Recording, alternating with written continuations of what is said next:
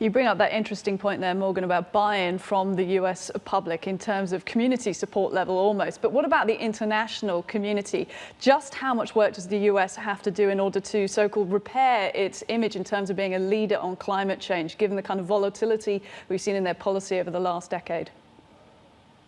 Well, that's exactly right. And so, one could look at this climate leaders summit and say that's terrific. It's watching the United States come back as a real player onto the international scene. But memories of other countries are not so short. Only a few months ago, we had a completely different administration, of course, and a completely different approach to climate change. And so people are rightfully wary about trusting the United States on these 4-year cycles. And I think there's a lot of work to do in not only building that trust internationally, but showing that a US administration, one administration, can make durable policy last.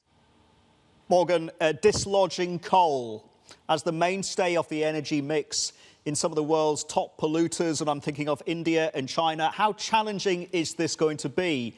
Because if coal goes, jobs there go, economic activity goes as well, takes a hit. How do you manage that transition?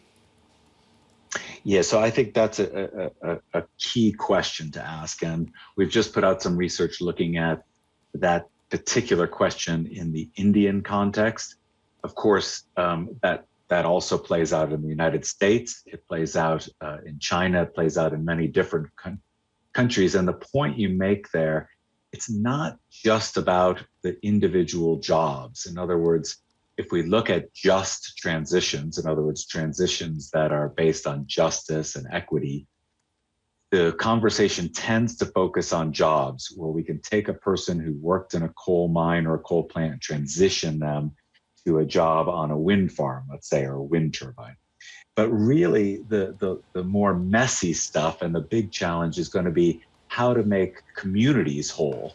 And that's both from a tax revenue perspective, in other words, the revenues they would have gotten from the plant and the other associated revenue, but also the character of the communities themselves that for, say, generations even have been tied to this energy source. And so that kind of